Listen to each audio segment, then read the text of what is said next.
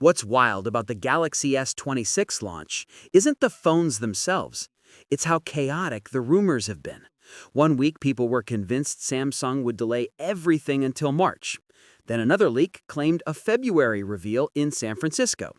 Before we jump in, make sure to subscribe to the channel and hit that like button.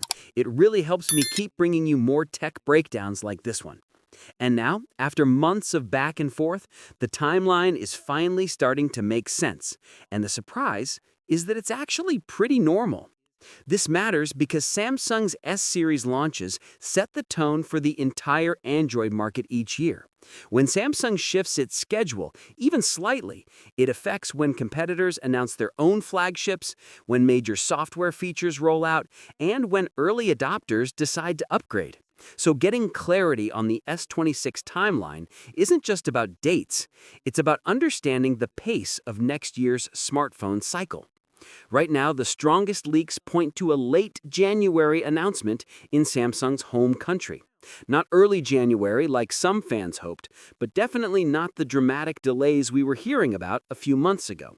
More specifically, the most realistic dates to watch are January 27th, 28th, or 29th, all in the last week of the month.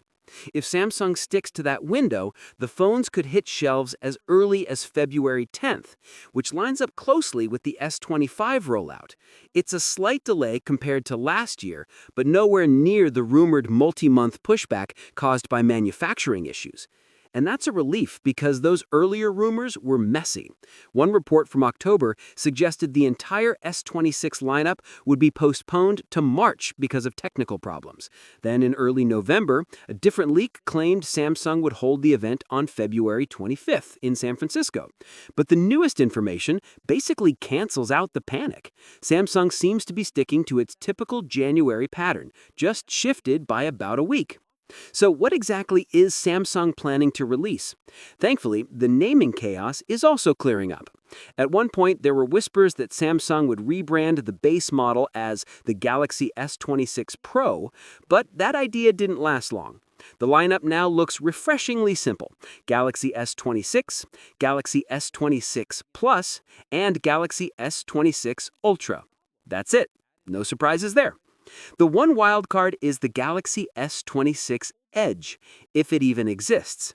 Samsung delayed the S25 Edge last year, releasing it months after the main lineup. And now the rumors around the S26 Edge are all over the place. Some sources say it's canceled because the ultra-thin design didn't sell well. Others say it's still happening, just later in 2026. So if you were hoping for a day one Edge model, it's probably better not to hold your breath. When it comes to upgrades, the S26 series isn't shaping up to be a massive leap, at least not in the traditional hardware sense. The standard S26 is expected to get a slightly larger 4300 mAh battery and some improvements to wireless charging thanks to Q2 support. The S26 and S26 Plus might see updated designs with a new camera island, and Samsung could go back to a split chip strategy, meaning some countries get Exynos 2600 while others get Snapdragon's new 8 Elite Gen 5. Camera upgrades appear mild, with one possible exception: a new telephoto sensor that could help low-light zoom shots.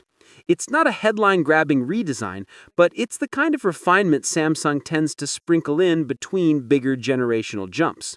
What might actually define the S26 experience isn't the hardware, it's Samsung's push into generative AI. So far, there's no detailed list of features, no official partnerships, nothing concrete.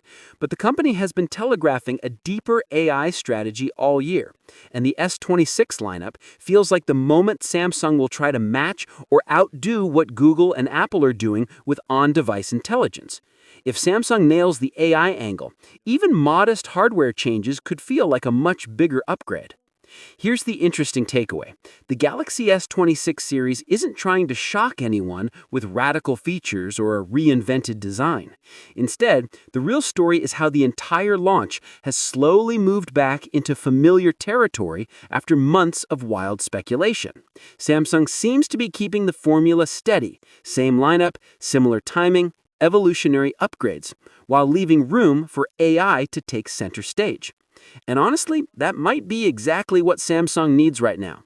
A predictable release, dependable improvements, and a strong AI narrative could be the combination that keeps the Galaxy S series competitive without overpromising. So as we get closer to the end of January, the only thing left to watch is which exact date Samsung picks and how much of the S26 experience will hinge on the AI features they've been keeping under wraps. What's your thoughts on this? Let me know in the comments section. See you in the next video. Take care.